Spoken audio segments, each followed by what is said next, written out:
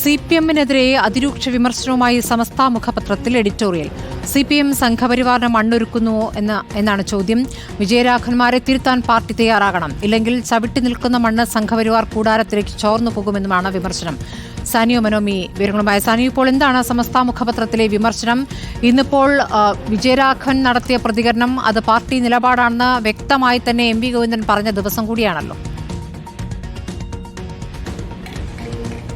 അതെ, അങ്ങനെ തന്നെയാണ്. അതായത് സമസ്ത രൂക്ഷമായ വിമർശനമാണ് മുഖപ്രസംഗത്തിലൂടെ സുപ്രഭാതത്തിലെ മുഖപ്രസംഗത്തിലൂടെ പറയുന്നത്.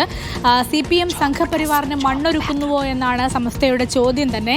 BJP പോലെ CPM നേതാക്കൾ പരസ്യമായി ഹിന്ദുത്വ നിലപാട് ആവർത്തിക്കുകയാണ്, അത് സ്വീകരിക്കുകയും അത് ആവർത്തിക്കുകയും ചെയ്യുകയാണ്. കൂടാതെ പുതിയ വോട്ട് ബാങ്ക് സൃഷ്ടിക്കാൻ മുസ്ലിം വിരോധം പ്രചരിപ്പിക്കുന്നു.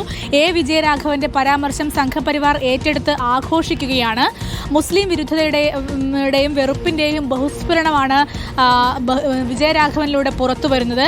കൂടാതെ വിജയരാഘവന്മാരെ തിരുത്താൻ പാർട്ടി തയ്യാറായില്ല എങ്കിൽ ചവിട്ടി നിൽക്കുന്ന മണ്ണ് സംഘപരിവാർ കൂടാരത്തിലേക്ക് ചോർന്നു പോകുമെന്ന് മനസ്സിലാക്കേണ്ടതുണ്ട്.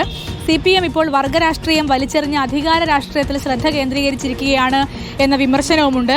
വോട്ടിനു വേണ്ടി ജാതി മത വർഗ രാഷ്ട്രീയം പറയാൻ CPM തയ്യാറാകുന്നു എന്നുമുണ്ട്. പിണറായി സർക്കാർ അധികാരത്തിൽ വന്നതോടെ പല കേസുകളിലും ന്യൂനപക്ഷ വിരുദ്ധ നടപടികൾ ഉണ്ടാകുന്നു. ഇത് സർക്കാരിനെ സംശയത്തിന്റെ നിഴലിലാക്കുന്ന സാഹചര്യം വരുന്നു. തൃശൂരിൽ BJPയെ സഹായിക്കാനാണ് ADGPയുടെ സഹായത്തോടെ പൂരം കലക്കിയത്. മാത്രമല്ല, പൂരം കലക്കിയതിനു ശേഷം സംഘപരിവാറിനെ പ്രീണിപ്പിക്കാനായി ADGPയെ DGP പദവിയിലേക്ക് ഉയർത്തുകയും ചെയ്തു തുടങ്ങിയ ഇതടക്കമുള്ള വാദങ്ങളാണ് എഡിറ്റോറിയൽ വന്നത്. ഏതായാലും രൂക്ഷമായ വിമർശനമാണ് സമസ്ത മുഖപത്രത്തിലെ മുഖപ്രസംഗത്തിലൂടെ CPM-നെതിരെ ആരോപിക്കുന്നത്.